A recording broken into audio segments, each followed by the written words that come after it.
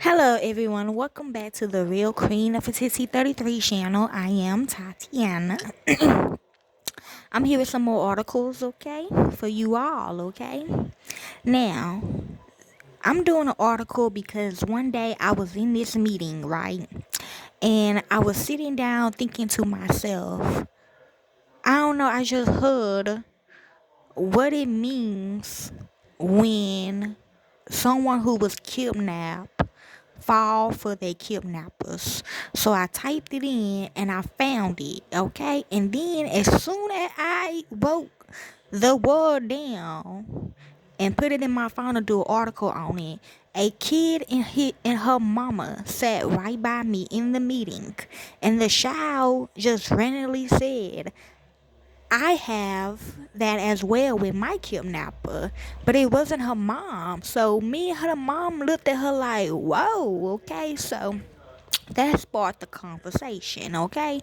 So this is what it called. It is called Stockholm Syndrome, okay.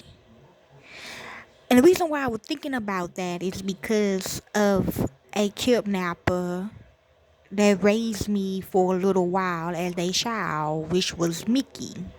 Okay, and they even got her name on this. Okay, I would never attracted to Gina. She kidnapped me too and trafficked me, but I would never connected to her like I was with Mickey. Maybe because Mickey did it different or she lose powers on me. But we finna see, okay? So let's begin. It is called Stockholm Syndrome, which is a psychological response wherein a captive begins to identify closely with his or her captors, as well as with their agenda and demands. True, I only really did that with Gina and the old crew because that what the book told me I had to do, okay, to keep the peace because it was war, okay, and I had to do that, okay, but it was different with Mickey. See, Mickey never did it like Gina and them did it, you know? It was like she had two identities. I didn't know who the real identity of her was until she after everything started popping off, okay? So let's begin some more. The name of the syndrome is derived from a botched bank robbery in Stockholm, Sweden. Okay, when I was doing research and I found out Mickey in a different persona because Shanice was still with Gina and them. Okay, I was doing research. Mickey kidnapped me from prison. I said no. She killed me and turned me into a kid. Actually, she read had me. Like, but I busted out her stomach. But she was doing magic on me and showing me that I actually was coming out her coochie. Okay? But it was really like busting out of her because she's not really legit. But I didn't know that because I don't know what she did. Anyways, in August 1973, four employees of Swedish Bank was held hostage in the bank's vault for 6 days. During the standoff, a seemingly incongruous bond developed between captive and captor.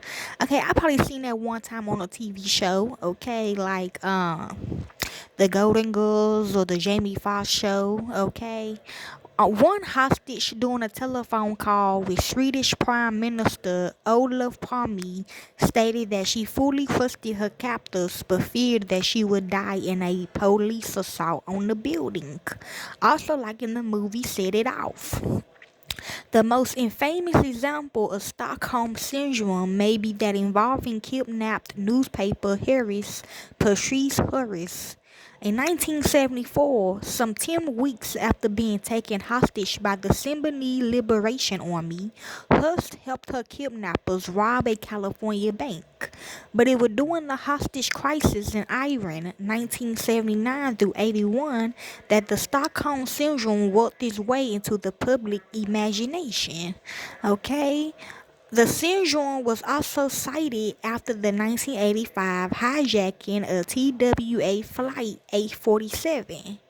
Although passengers underwent a hostage ordeal that lasted more than 2 weeks upon their release, some were openly sympathetic to the demands of their kidnappers. Okay? Another example involved Westerners kidnapped by Islamist militants in Lebanon. Hostages Terry Anderson held 1985 through 91, Terry Waite 1987 through 91, and Thomas Sutherland 85 through 91 all claimed that they had been treated well by their captors, despite the fact that they had been held in solitary. Yes, for that question they just asked. Yes. Confinement and chained up in small unclean cells. Similar responses were exhibited by the hostages held at the Japanese embassy in Peru in 1996 to 97. Psychologists who have studied the syndrome believe, I think that's probably what she was doing too as well, okay? The child and the mom. Psychologists who have studied the syndrome believe that the bond is initially created when a captor threatens a captive's life, deliberates, and then chooses not to kill the captive. So that never happened to me until after she was murdered, okay? And it was blamed on me, okay? The captive's release at the removal of the death threat is transposed into feelings of gratitude towards the captor for giving him or her life, okay? Yeah, she played it good, okay? And yes, it's kind of like that as well when you see the fake mothers stealing these babies from the hospital and raising them at their own, okay?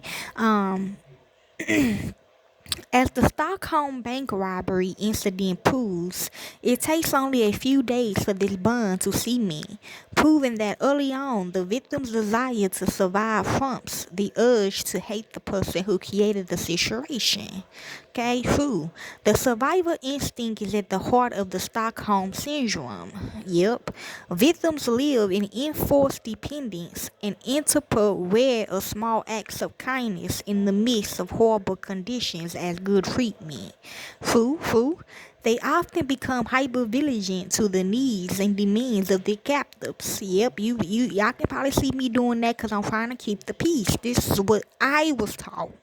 Okay, this is what I believe. Okay, and I think, yeah, I mean, that don't mean I do hate them. Yes, you know what I'm saying. Yeah, I hate them. Yeah, but I mean, I had to at this point, okay? Making psychological links between the captive's happiness and their own. Indeed, the syndrome is marked not only by a positive bond between captive and captor, but also by a negative attitude on behalf of the captive towards authorities who threaten the captive-captive relationship. True? The negative attitude is especially powerful when the hostage is of no use to the captors except a leverage against a third party. See, which don't make sense, as has often been the case with political hostages, who which I feel like I am, okay, and my family. By the 21st century, psychologists had expanded their understanding of the Stockholm Syndrome from hostages to other groups, including victims of domestic violence, yep, cult members, yes, prisoners of war, yes, that's me, remember that now, I am prisoner of war, POW, POW, okay, remember that, so don't come at me, because they will get on your ass. Procure prostitutes, yep, and abuse children, yes, okay. I'm hearing yes. The American Psychiatric Association does not include Stockholm Syndrome in its diagnosis and statistical manual of mental disorders, which is DSM. And y'all should, okay? Because I feel like y'all should put that in there, okay? But yes. One more time. Okay, I think I already read everything. So yeah, the psychological mechanism is the development of Stockholm Syndrome evolved to be a coping mechanism that arises in response to trauma. Victims may begin to identify with their captors as a survival strategy, interpreting, okay, small acts of kindness as significant gestures of goodwill. This bond can lead to feelings of empathy and loyalty towards the captor. Yeah, that's like some military stuff, because they will be learned in the military, y'all. While stimulatingly fostering distrust or negative feelings towards authorities or rescuers. So, guess what that part, okay? But if it come down to that, y'all should, leave, okay, or get help, okay. Situations, yes, situations where it occurs.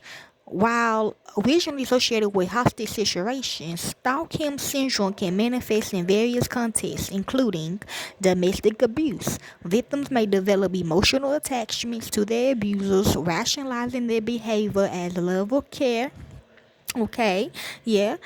Child abuse. Children may feel a bond with abusive caregivers, complicating their ability to seek help. I see that a lot on Law and Order, SVU. Okay, really, they don't be, yeah, they don't, yep. Watch Law and Order HVU, okay, you see. Okay, okay, I'm about to. Then we got human trafficking. Victims may symbolize with their traffickers, viewing them as protectors despite the abuse. Yes, okay. Especially they feel like they don't got no place to go. Treatment and recovery. Treatment for individuals experiencing Stockholm syndrome typically involves psychotherapy, which helps victims understand their experiences and develop healthier coping mechanisms. Therapy can assist in processing trauma and rebuilding self-esteem. In some cases, medication may be prescribed to address symptoms of anxiety or depression associated with the trauma. Notable cases. Several high profile cases had illustrated Stockholm Syndrome, including Patricia Hust, after being kidnapped by the Symbionese Liberation Army. Hust participated in a bank robbery with her captors, that's a lie, claiming she had developed a bond with them, okay?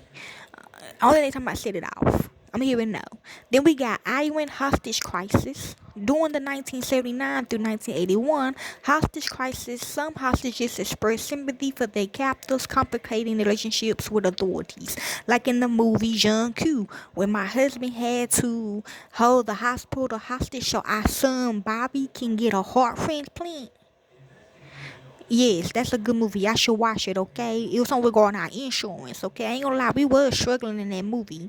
My husband, he did do his time for that. So that's probably what I'm talking about as well, okay? And the conclusion, Stockholm Syndrome. Yes, he had a bad heart, my son, Bobby. Yes. Stockholm Syndrome highlights, yes, I did. Highlights, I was telling y'all about insurance. Mainly, the movie mainly about insurance, y'all. Always get in insurance, okay? Health insurance, life insurance, okay? That's like the main priorities in this life, okay? The complex psychological dynamics that can arise in abusive or traumatic situations. Understanding this phenomenon is crucial for providing appropriate support and treatment to those affected. If you or someone you know is experiencing symptoms related to Stockholm Syndrome, yes, seeking professional help is essential for recovery. Right? I was like, oh my God, that was like, I don't know, it's like, yes. So more time, okay? Stockholm Syndrome is a psychological phenomenon where hostages or abused victims develop positive feelings towards their captors or abusers, often as a coping mechanism in traumatic situations, true, okay? Which we learn in the military, okay, as well. So, hopefully this helps you all when it comes to Stockholm Syndrome. Yes, okay. Talk to your kids, talk to your family about all this that I explained. I'm gonna probably find some clips as well. Hopefully this helps you all. Enjoy.